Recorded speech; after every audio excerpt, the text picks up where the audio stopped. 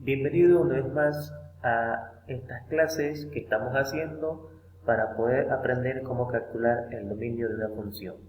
En esta oportunidad vamos a seguir analizando cómo calcular el dominio de una función de segundo grado que representa a una parábola.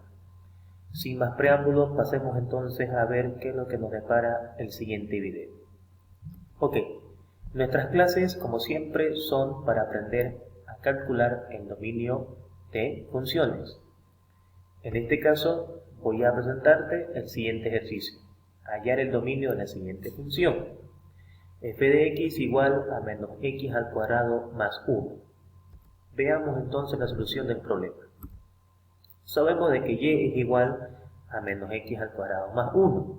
Entonces, ya está claro con las clases anteriores de que cuando la x esté elevada al cuadrado, estamos analizando una parábola, la cual podrá ser creciente o podrá ser decreciente. ¿Correcto? En este caso, tú ya sabes de que estamos tratando con una parábola decreciente porque el coeficiente del término de x al cuadrado es negativo. Y en las clases anteriores habíamos tratado con parábolas crecientes. Ahora, lo fundamental. La función que voy a analizar está sujeta a alguna restricción básica del cálculo, es decir, ¿tenemos denominador en la función? No. ¿Tenemos una raíz par en la función? Tampoco. ¿Tenemos un logaritmo en la función? Tampoco. Por lo tanto, la respuesta a esas tres preguntas fue un no, lo que significa de que continúo diciendo de que el dominio de una función parabólica o de una parábola se va a caracterizar porque pertenecerá al intervalo del conjunto de los números reales, porque no tiene ninguna restricción que prohíba hacer ese análisis, esa conclusión, ¿correcto? Por lo tanto, el dominio de esta función va a ser desde menos infinito hasta más infinito. Recordemos entonces de que la parábola a analizar puede ser creciente o puede ser decreciente. Ya en nuestra clase estamos analizando las parábolas que son decrecientes porque el término de x al cuadrado tiene un coeficiente negativo. Si esto lo llevo a un análisis de una gráfica, entonces f de x igual a menos x al cuadrado más 1.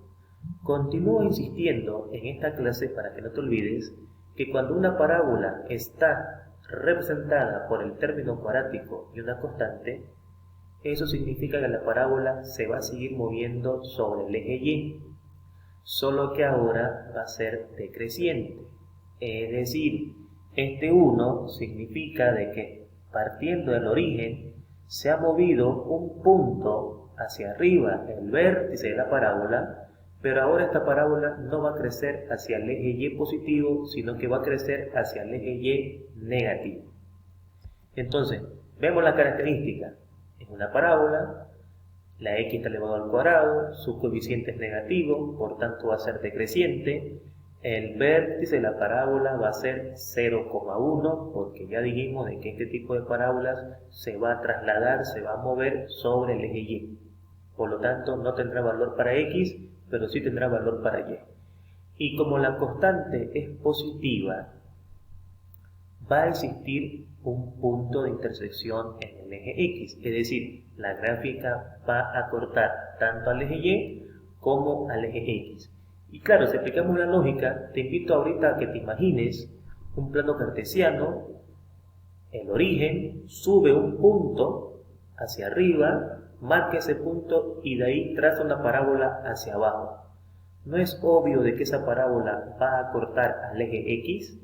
¿No es cierto? Entonces va a haber un punto de intersección tanto en el eje y como en el eje x.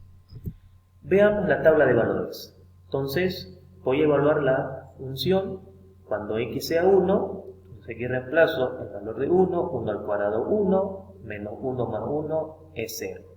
Con su valor opuesto tendremos el mismo resultado. Entonces, ya no perdamos tiempo en reemplazar el menos 1 acá, porque ya sabemos de que si con 1 es 0, con menos 1 también va a ser 0. Ojo, en este tipo de parábolas, ¿no? Hay que ser claro en eso.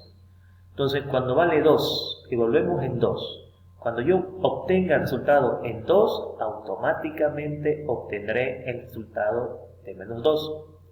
Pongamos 2.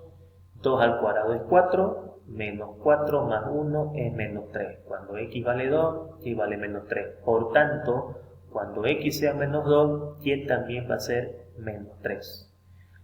Perfecto. Hablemos de los puntos de intersección. Para saber dónde corta en el eje Y, averiguamos lo siguiente. ¿Qué pasa con la función cuando x vale 0? ¿Qué pasa con la función cuando la evalúo con un x igual a 0? Al reemplazar donde corresponda, y es igual a menos 0 al cuadrado más 1, y eso me va a dar 1. Por lo tanto, habrá un punto de intersección con coordenadas 0 para x y 1 para y en el eje Y. Ahora, ¿será necesario calcular el punto de intersección en el eje X? Claro que sí.